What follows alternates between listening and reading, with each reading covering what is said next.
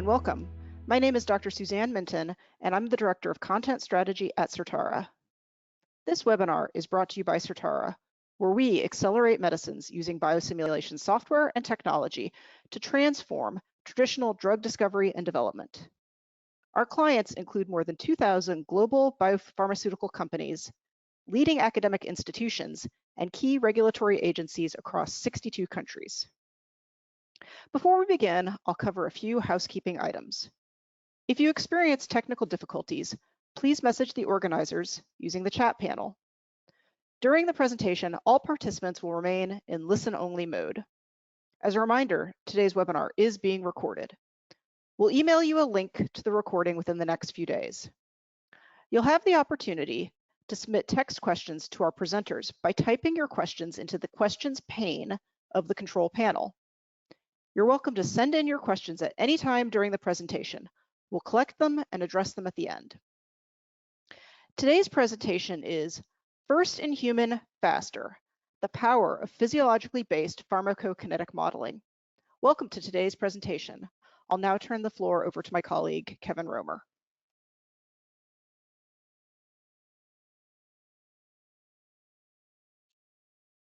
Thank you, Suzanne. And welcome, everybody. Thank you for joining us today for our special panel webinar. This past year has exceeded a major milestone with over 100 novel drugs and over 325 label claims approved using the SimCip simulator for drug development. This has saved over $100 million by avoiding clinical studies across a broad range of therapeutic areas.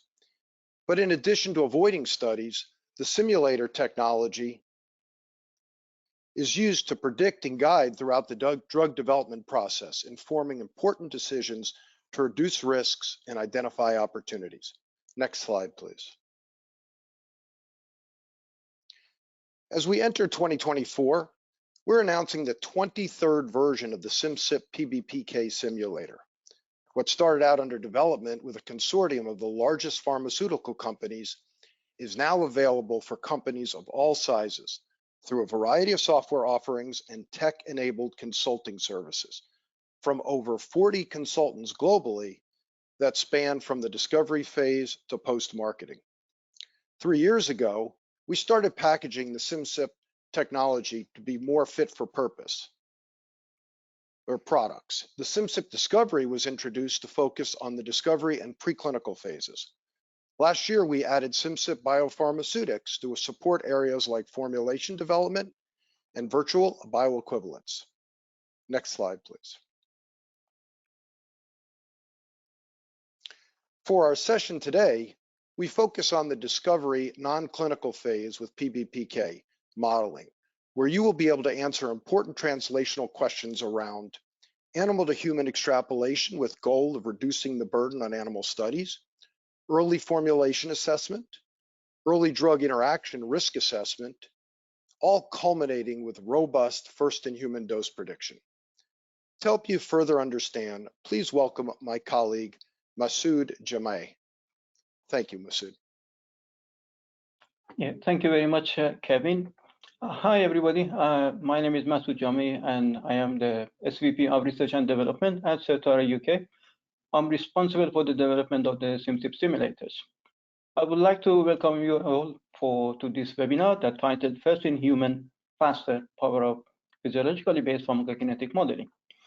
We are going to cover different aspects of first in human prediction, and our panel of experts, they are going to share their experience in this area. There will be time to answer your questions, so please start sending your question in the Q&A panel, so we will be able to answer them during and toward the end of the presentation. We have divided our topics to 3 major topics. So we are starting with the first topic, which is the general impact of the SimCip discovery on the general process of first-in-human prediction, and we are going to get the view from our expert panelists. I would like to ask our panelists to join us.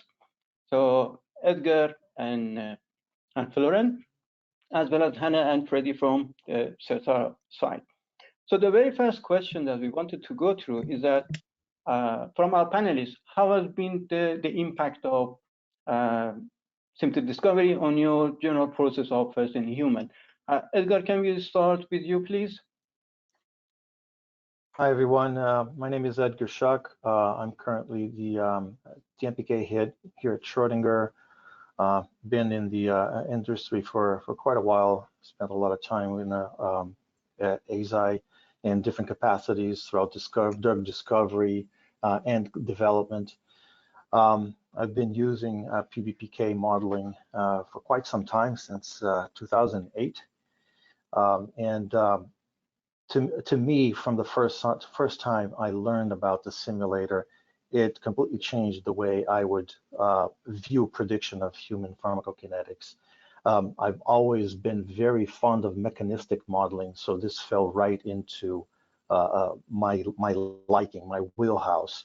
And I immediately, as soon as I could and had support from the company that I was working with, started to use it.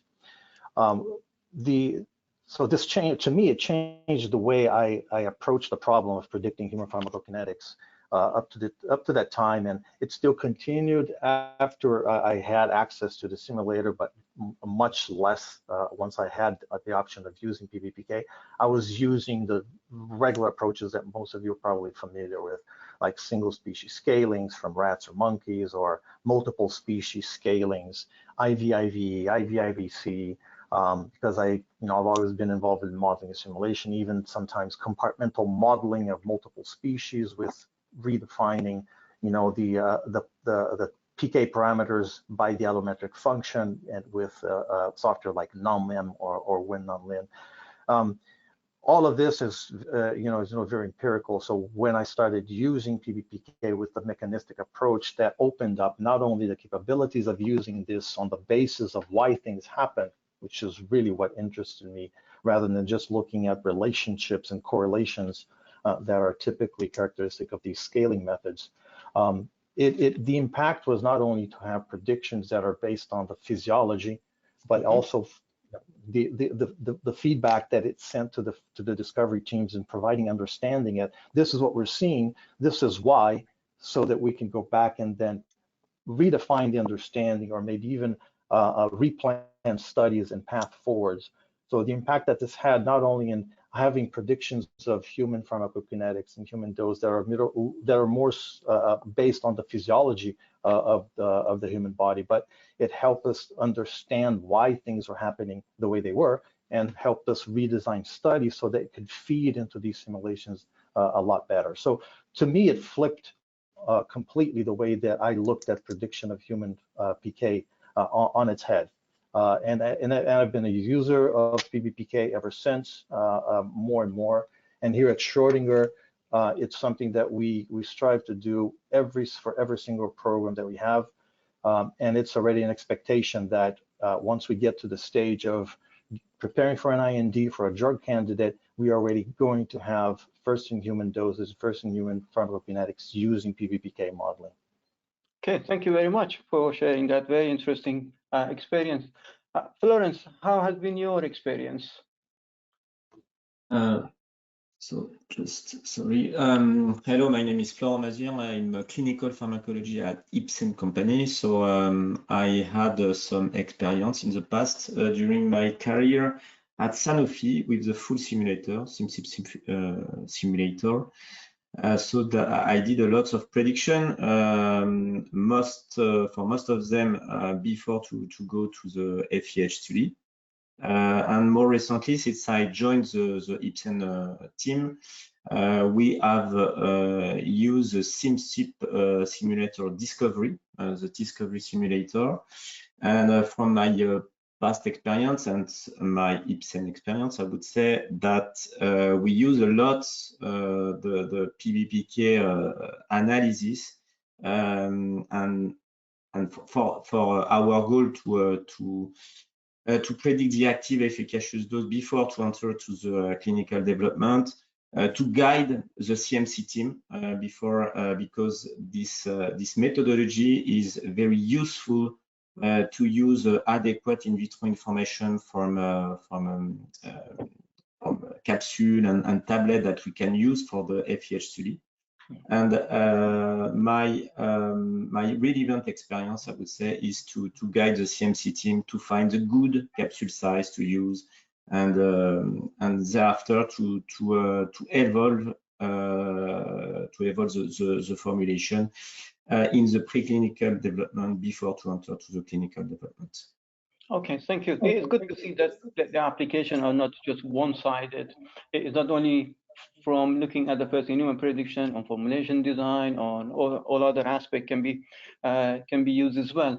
I don't know, Hannah and Freddie, do you have anything to add to this type of application, or what has been your experience? I think Hannah, you go first, please. I guess I think from my side, obviously, as head of the PBPK consulting team, we use both the full simulator and also SimSip Discovery. For me, the real kind of advantage of SimSip Discovery in the early space is the flexibility and ease of use. We can very quickly switch between different populations and species, so mouse, rat, dog, monkey, and human, which makes it very quick and easy to do first in human simulations. And I guess what I particularly like about the consultancy role is really being able to kind of work with the client and the company to really integrate the data and make them think about and really understand the data and what it's telling us about the compound more. Okay, Freddie. Yeah, hi, I'm Freddie. I'm a consultant on Hannah's team. And to be honest, my first in human experience training was done by Hannah. I learned it from her, and I agree with Hannah. The discovery tool really increased the efficiency of doing first in human simulation because the easiness of switching between species. Mm-hmm. Yeah. Okay, thank you. I think if you want to probably summarize a couple of points, as Edgar mentioned, ability to use physiologically based is very important. Ability to integrate different data from different sources and understand what is happening. These are very important aspects that PBPK modeling allows you to do. And then when you have your model, then you can use it for different purposes. So it is not only for one purposes. Okay, let's move on to the next topic that we wanted to discuss. It is about the tool itself. The SimSip Discovery, for some of people who have been using the SimSip simulator, it is very familiar in terms of the structure. So I wanted to ask again, going back to Edgar, in terms of the impact, obviously it is a tool, but whether, how did you find it? Was it easy to use, to start to use it? And in terms of the impact, allowing different people to use it, what was the experience? It was DMPK people, they were more akin to use it, and or formulation colleagues or chemists. Did it help you to interact with other colleagues in different departments, for example, CMC or chemists, as I said, or DMPK? How has been your experience with the tool itself? So for us here at Schrödinger, we have, especially compared to my previous job, a big advantage that we have a proximity with our CMC and formulation folks that I didn't experience before. And so this is where I started to experience the use of the simulator that goes beyond just the predicting pharmacokinetics, predicting DDI.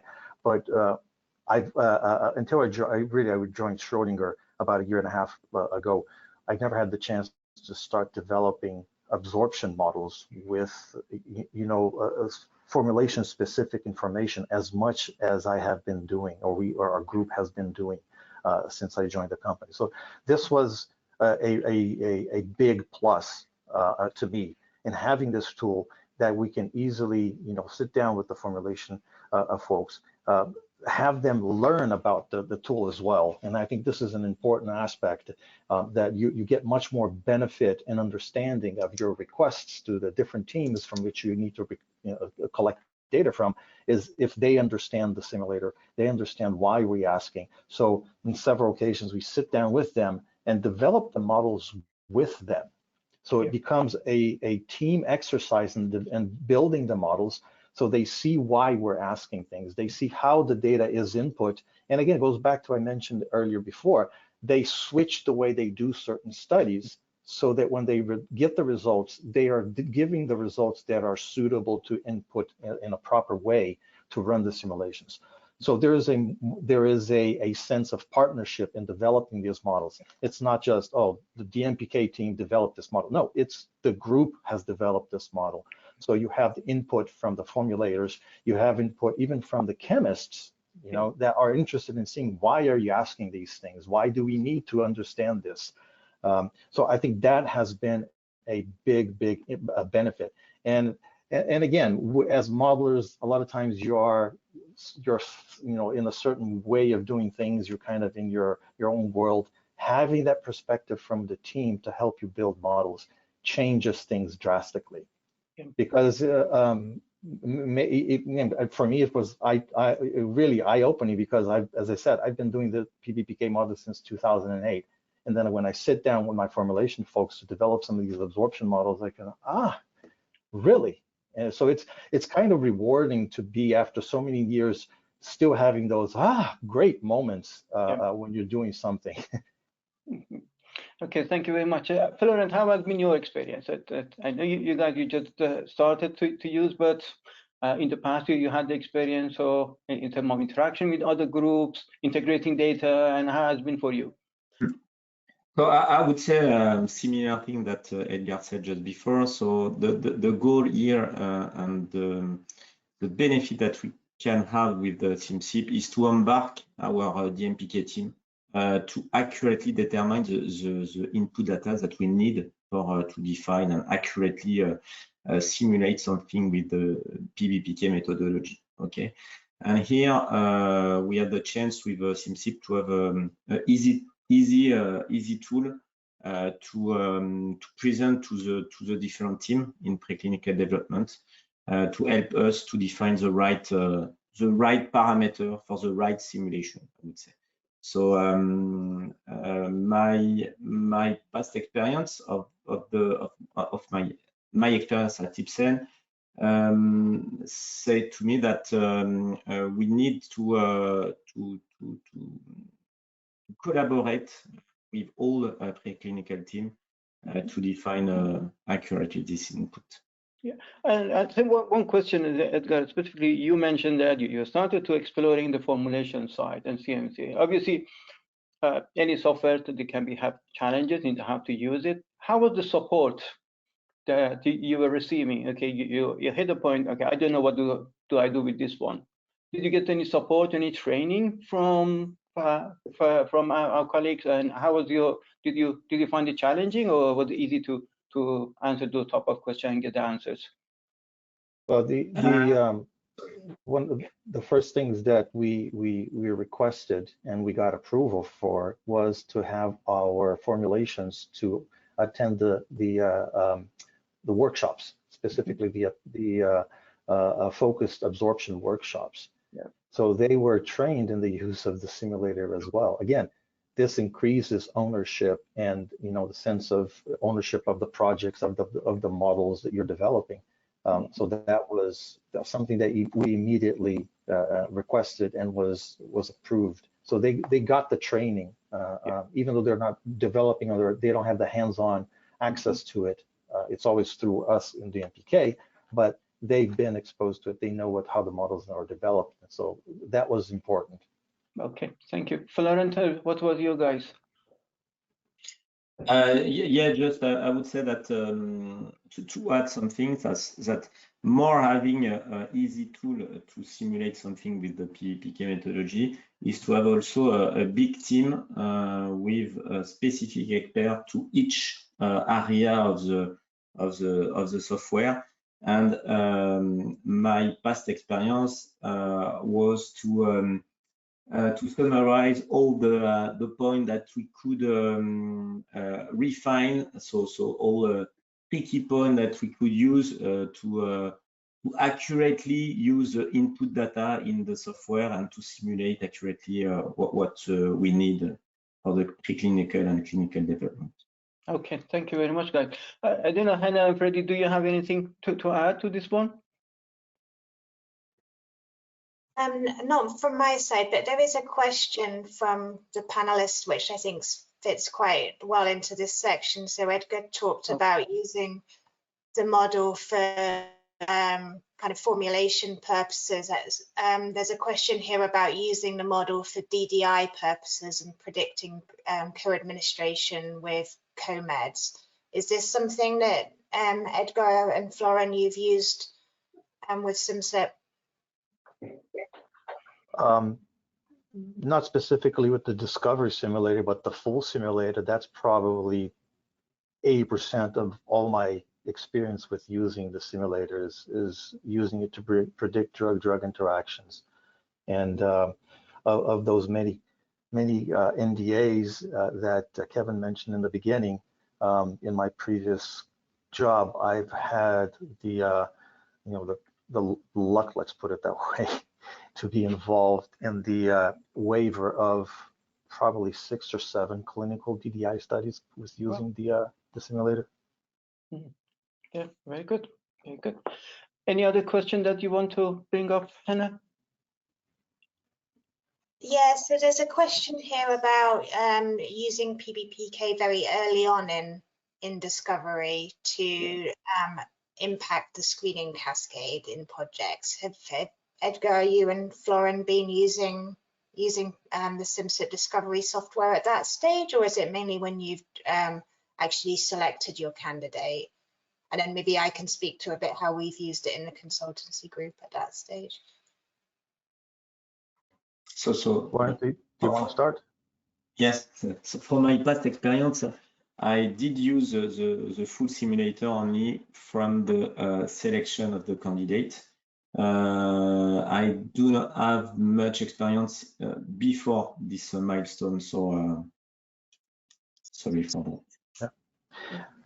Most of my experience has been also later, but since we've acquired the SimSip Discovery Simulator here at Schrödinger, we've started to apply it in very early stages in drug discovery. So once we have the first battery of DMPK assays, typically what you'd look for is a selection of the compounds that look good in these initial tier 1 assays, and then put it into your first in vivo study, typically a mouse study, that will help you then finally select a few compounds for your proof of your efficacy studies, depending on the therapeutic area that you're working on. So you can imagine that this process, until you find a compound that has good properties, can actually use a lot of animals, a lot of mice. And that's something that I've always been conscious about, is trying to reduce the number of animals that we spend, not only for the sake of reducing the number of animals, but the more studies you run, the more compound you're using. So the idea of doing IVIVE or trying to find some IVIVC typically is done with the in vitro. You get your in vitro values for clearance, for example, and then you do your IVIVE and you run a mouse PK study to see if it matches. Well, you can do more than just that using the SimSip simulator, because those same assays that you're running to make selection of your compounds that you're going to investigate, you can develop PBPK models for that, run the PK study, and run the PK simulation in a mouse, and you have more than just the IVIVE of your clearance. You have you have a full PK profile that is predicted. So we've applied this to one of our projects, and we're trying to insert the same practice into our other projects. This is still a little lagging behind because we need to have more of our DMPK folks become more familiar and trained in using the simulator. Otherwise, it falls only on me, and there's only 24 hours in the day. But that's something that we have, and we're heavily trying to focus for this next year, is to have the DMPK team trained enough to be able to do this and try to reduce the number of preclinical PK studies that we run and replace them with PBPK simulations for selection of compounds that go into the first efficacy studies. That's very good. Yeah, and I think that's an important point, actually. It's the training. I think the more people that you have within your organization that are aware and understand these tools, the more you can kind of push this into early stages. And like you say, you can kind of predict PK once you have a good understanding of your in vitro, in vivo scaling, maybe for your series or your project or whatever, you can start to predict PK just based on in vitro data or understanding that you might have around how clearance scales, and start to prioritize which compounds you want to bulk up, and which obviously takes time and costs money to take into animal studies. And I think for me, the advantage of these kind of approaches are really the integration of the information. So you can think about the PK, you can think about safety, the efficacy as well, and link all that together through these models to really think about kind of what the dose is likely to be going forward, and whether you have a compound that could go into an animal study or whether you have a drug you want to take into human. Yep. Okay, thank you, guys. Before we go to the next topic, I think we have a couple of poll questions that we want to get our audience view on those. So you are going to, in a short minute, you are going to see some poll questions. This is for our audience. The question is, I have a pre-IND project, and which of these is applied to you? Using PBPK model, are you going to use PBPK model? Could use PBPK modeling software ourselves? Can you get help with PBPK modeling, or could you help determining what to do next? So if you just click any of these options, then we can see from the audience which type of application of PBPK for pre-IND is going to be. You have few, maybe a second to cast your vote, please. And then we can see the result.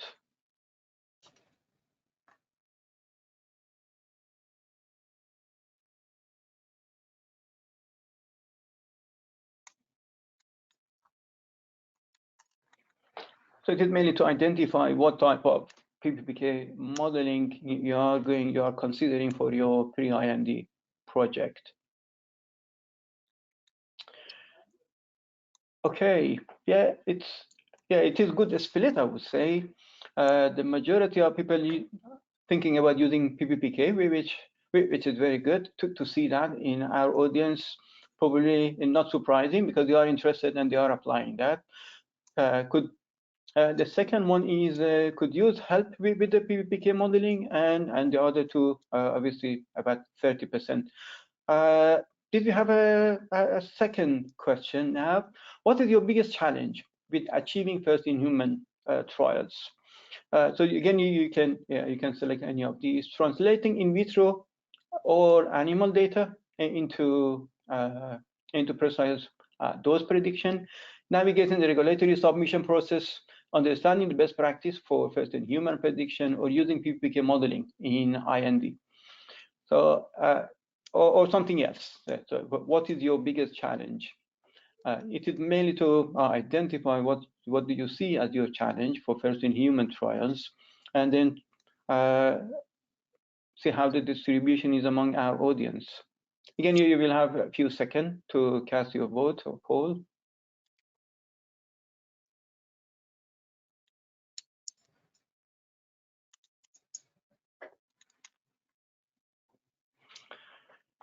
I think most likely, I'm just trying to predict. Yeah, this is what I wanted to say, that most likely it is translating in vitro to in vivo to precise dose prediction. That's the highest challenge, and that's probably the impact of PBPK is exactly in that area, that how you can translate in vitro and your animal information to dose prediction. And the next one, understanding best practices for first-in-human prediction. Okay, so let's move to the next topics, and that we are going to address some of these issues. So the next topic is the best practices for PBPK modeling. What do we do as the best practices? I have seen it, and I'm sure that many of you guys, you have heard and you have seen it. As soon as you say why you haven't tried PBPK, people, they say, oh, in PBPK, you need hundreds of different parameters. It's very sophisticated, it's very complex, it is very demanding. However, for people who have started to use that, it is not the case. In general, for a PK profile, you need 5-6 data to start to get the profile in PBPK modeling. So I wanted to get a panel views on what is the best practices But in your experience, what type of data, at the minimum, you start to build your PBPK model, and then you are going to expand and work on it. Edgar, can you share your experience, please, in this area? Yeah, I mean, I think the first comment I'd like to make is information and the knowledge that you get from information takes time and is not cheap. Yeah, so you get what you put in, and so in terms of best practice, I think it really the first thing to keep in mind is what is it that you want out of the model that you're developing. So depending on what stage of the project you are and what the goal is, the demand for the type of data is going to be higher, is going to be lower. As Masoud said, so if we bring back to the initial applications of PBPK that we're starting to use here in Schrödinger, you don't need that much data to start running a mouse simulation, for example. Of course, you need the physical chemical properties. You need to understand some binding. You need to know what kind of compound you have in your hands. You know, is it a base? Is it an acid? You need to have some idea of clearance. And basically that is enough to get a crude simulation. So I mean, understanding of your intrinsic clearance in vitro, right? So that's enough to get some very crude initial simulations if you just want to have, you know, simulate what is the expected PK profile of this compound in a mouse. If it's good enough, it's going to reach the exposures that I think I need based on the potency of my drug.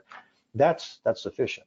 If you're talking about using PBPK to then predict a first in human dose, then it's a completely different picture, because you want to have enough confidence in the inputs that you have, and that you also want in the slide that's represented right here, you know, which represents the typical process that we go through here at Schrödinger, and when you do human PK predictions using PBPK, is you develop these individual models in all the preclinical species available. So you need data from multiple animals. You need quality data from your in vitro studies.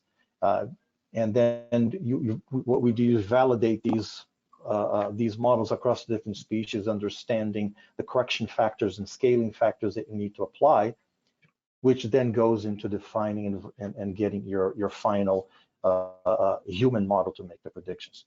So it depends. Everything starts with where you are, what do you want out of your model to define what kind of data that you need. Yeah, thank you for bringing that. It is very important. I think the context of model development and what question you are going to answer, it determines so many things. What do you want to do? I think the first question that you have to answer, what do you want to do with that PBPK model? And that determines what type of data do you need and how much of accuracy is required. I think the slide that Hannah is showing is very important, and it was coming out of Edgar's explanation as well, that the general practice, one of the best practices is that you have some animal data, you do some predictions in animal, in rat, mouse, dog, monkeys, or any other preclinical species. You have some observations, you have some in vitro physicochemical properties, you run your PBPK and see where you are standing. Either your prediction is good, it is 5-fold off or 10-fold off, and then you start to learn and compare. You understand what is missing.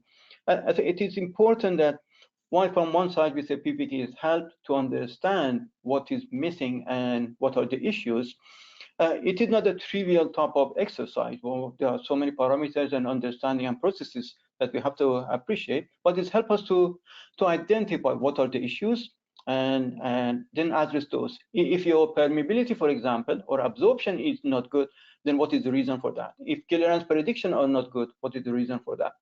I think, Florence, what is your experience? How do you guys do it? Are you starting always with the, I don't know, macrosome data? Always you are starting with hepatocyte data or recombinant data?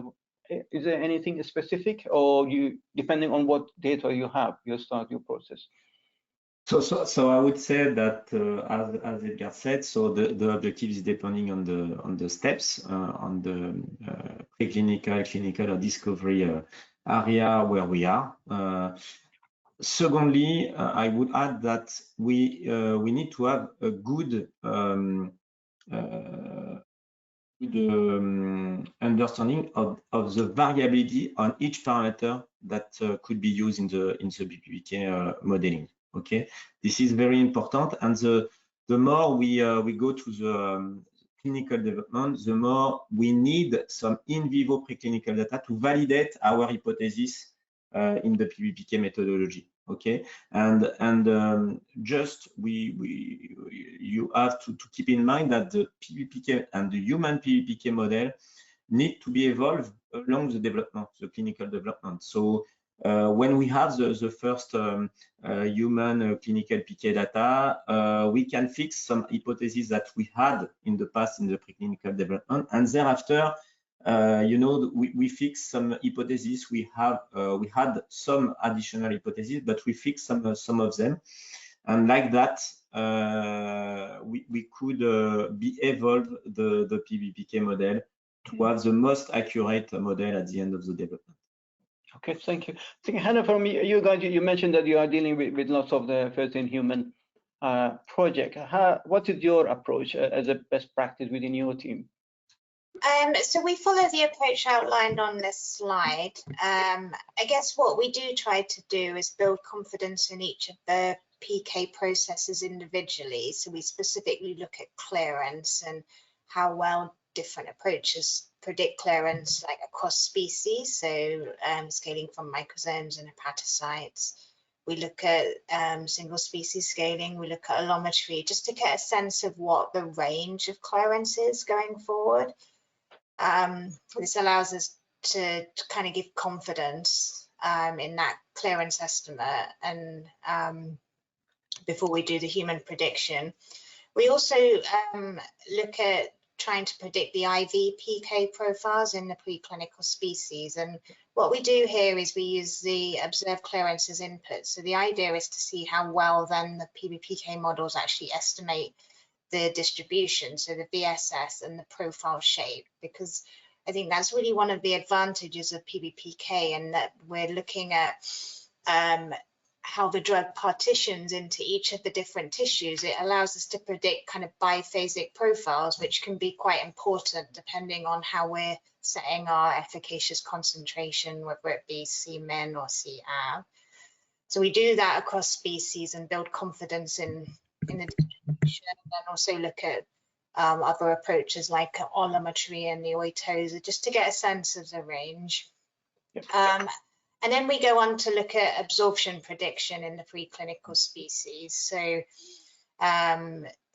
looking at how the solubility data and any permeability data that we have in either CACO2 cell lines or NDCK or PAMPA allow us to predict absorption.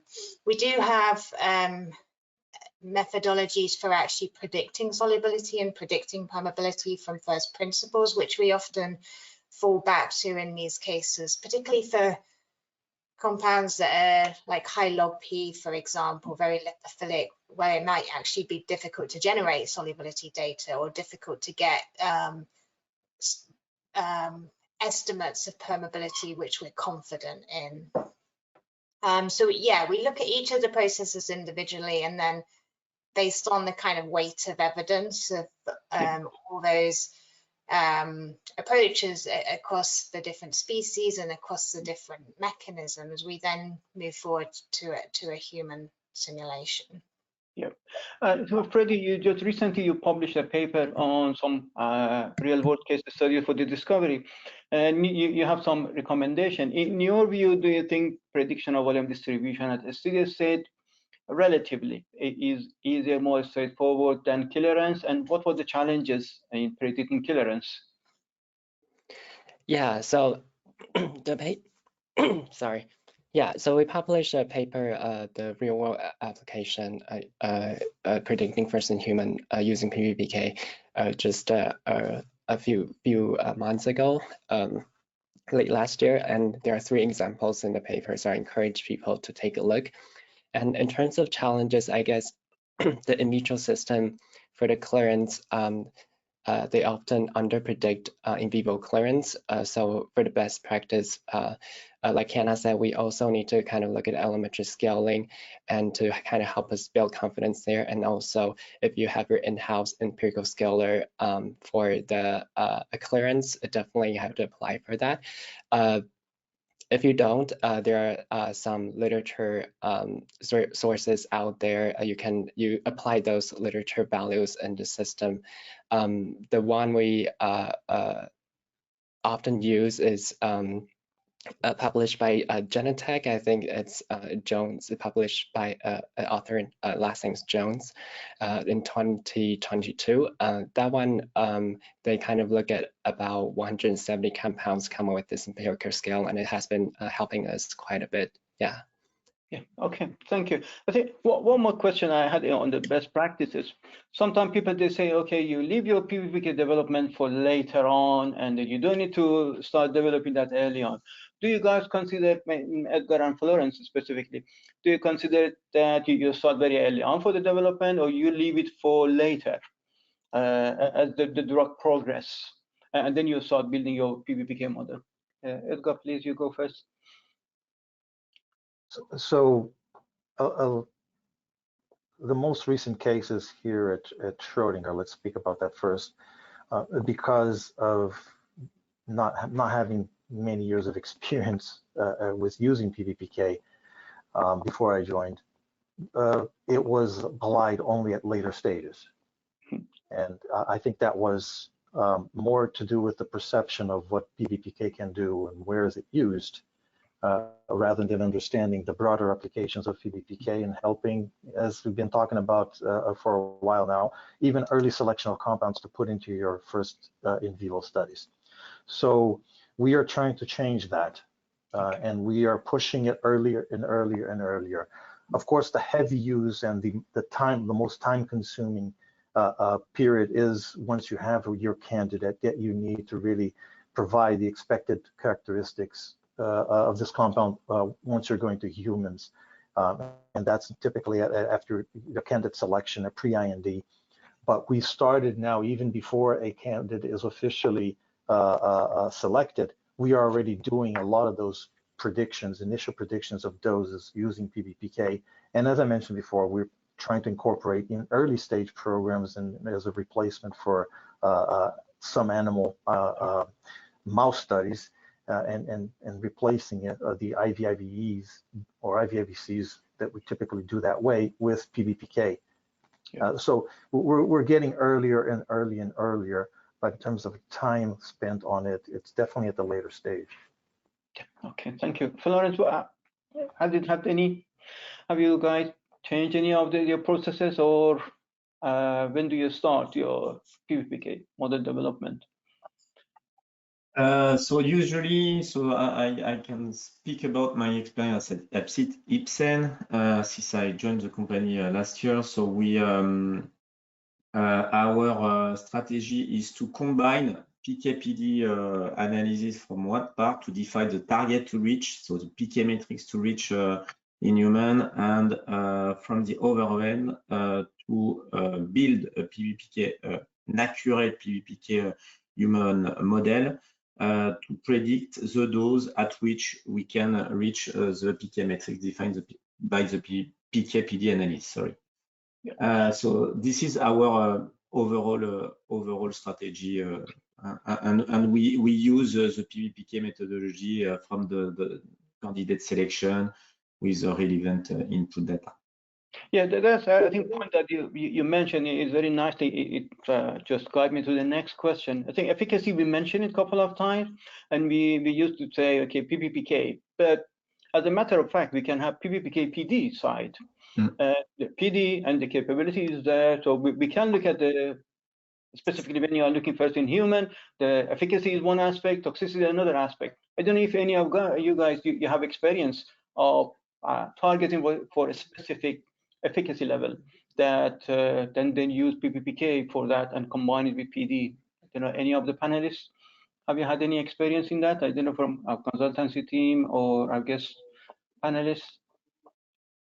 Yeah, that's how we use it to predict first-in-human doses. We go through all the exercise of developing PBPK models, and then the question comes: okay, now that we have predicted PK profile, the dose needs to be established on the basis of some PD or efficacy level of exposure. So we've tackled this in a few different ways in my career. The simplest way is having a sort of threshold concentration that you know that you want to achieve. That could be either a steady state minimum concentration that you want to maintain throughout the dosing interval. That could be an overall exposure, a measure like an area under the curve, or even the average steady state concentration that you want to achieve.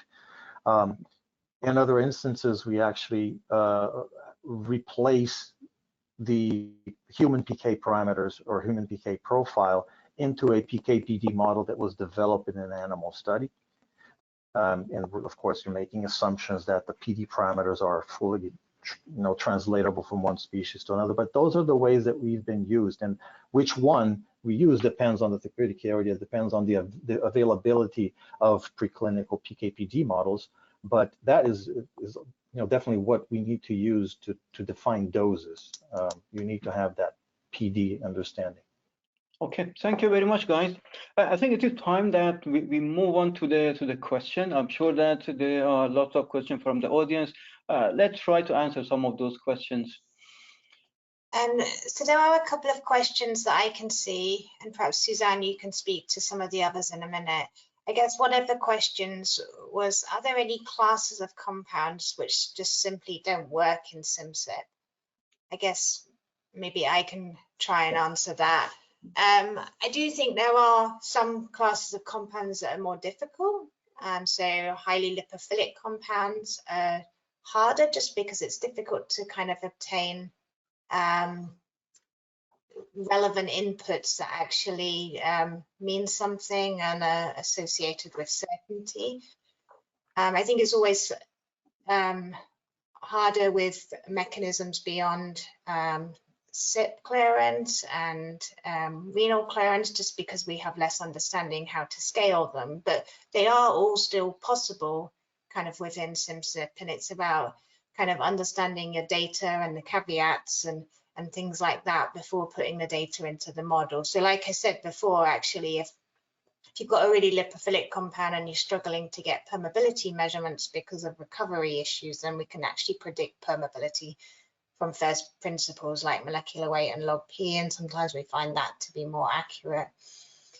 And another thing that we look at with when we're struggling a little bit with the clearance mechanism is the BCCS classification, and then that helps kind of drive our understanding as to kind of what the best methodology is. I don't know whether Edgar, Florian, or Freddie, you have any other things to add on that question? Yeah, my experience is not is similar to what you mentioned, Hannah. Is that the biggest issue is not really the compound class, but the availability of reliable data. Now, if that is tied to a specific compound class, it's more difficult to generate. I haven't made that association yet, but I've worked with all sorts of compounds, including biologics, and I've had successes and failures. And when you go back to it, it's really about the quality of the data that you put in, and not of that particular class of compound. Yeah, I agree. I just want to add one thing. I guess some of the challenges can come in with, some of the substrates, if they are also a substrate for transporters that we typically don't account for in the first in humans, in animal stage. We add them in, and if we have information we need, we can add them in human, but the verification step in animal would be a little bit challenging for those substrates. Yeah, there's actually a similar question to this, and maybe Freddie, you can speak to this.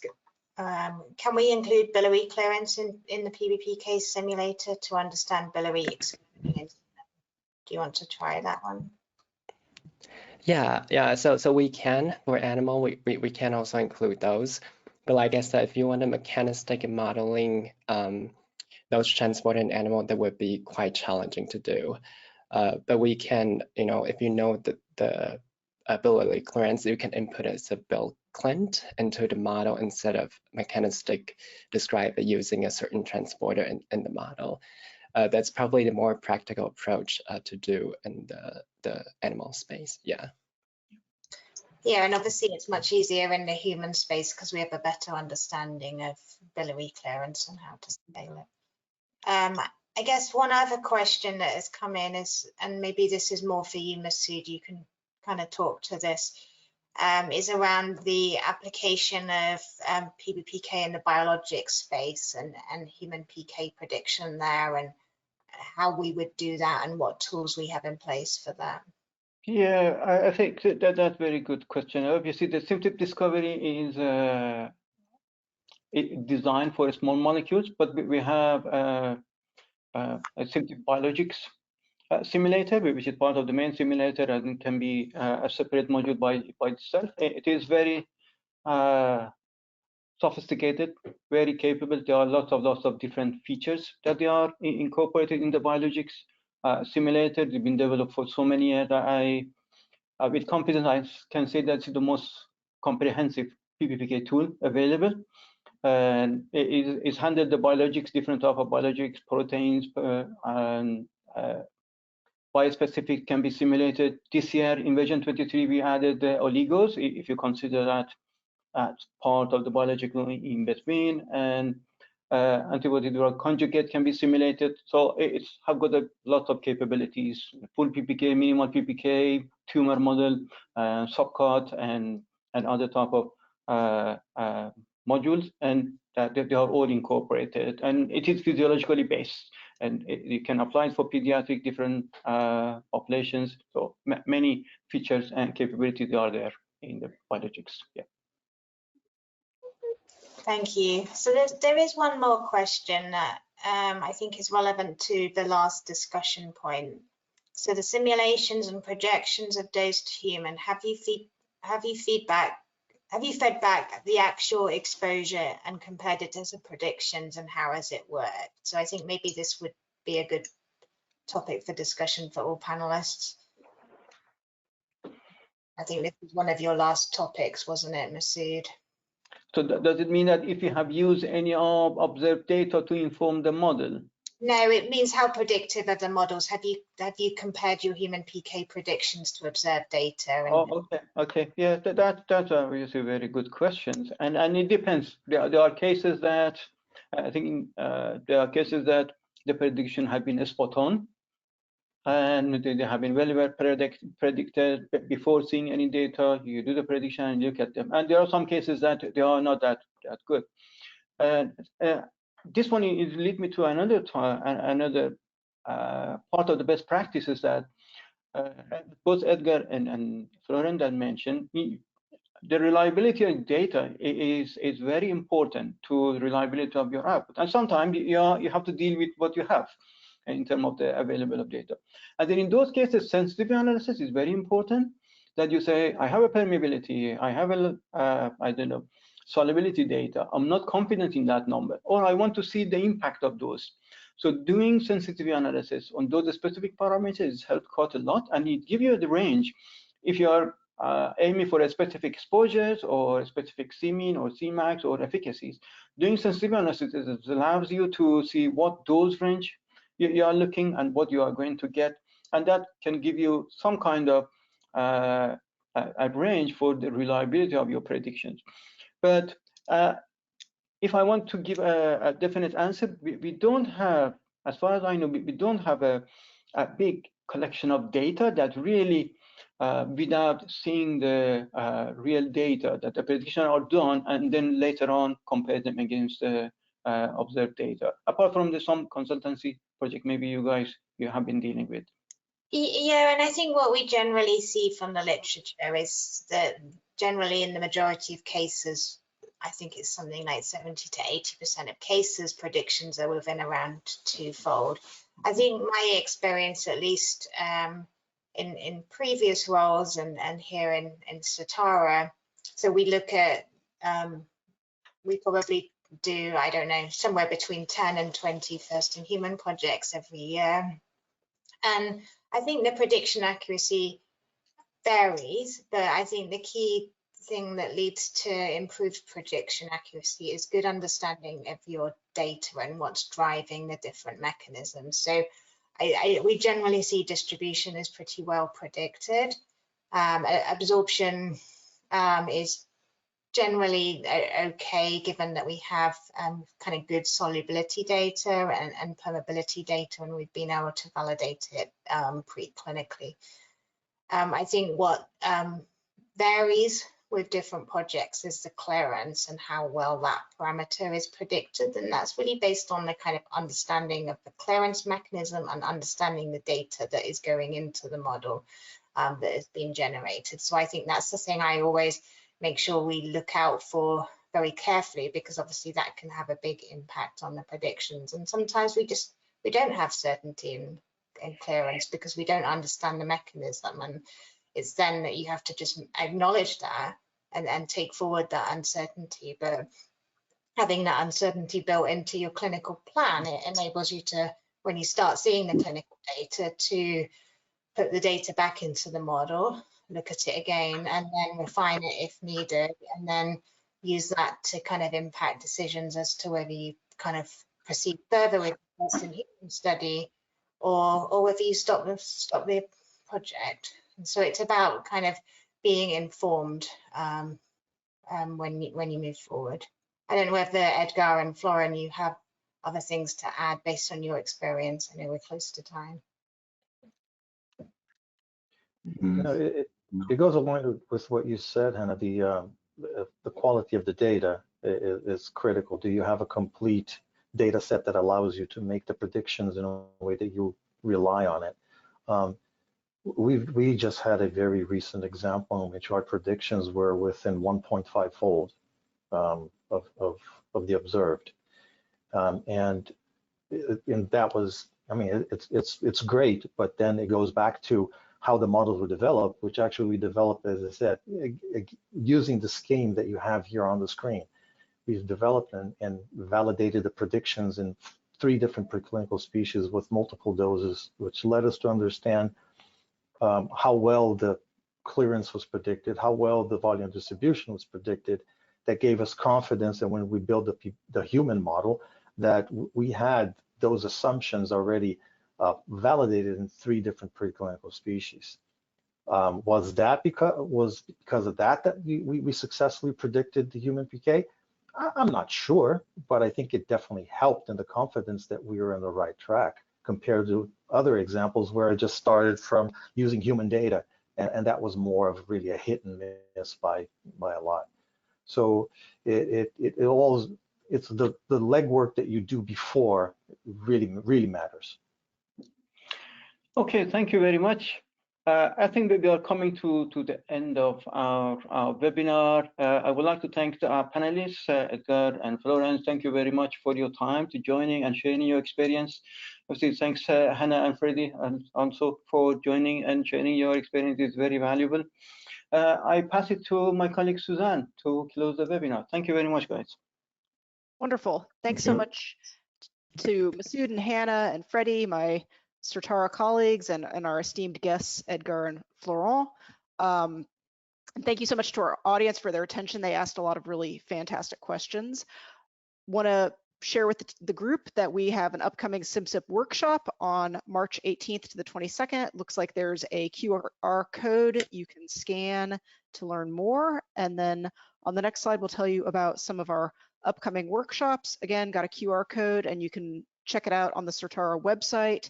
We will be partnering with ISOP on February 21st to share a webinar about bridging the gap, integrating pharmacometrics with quantitative systems pharmacology for smoother clinical phase transitions. We've been grateful to have everybody on this call today. We'll be launching a survey at the end of the webinar. Please share it, or please take it. Let us know how we did.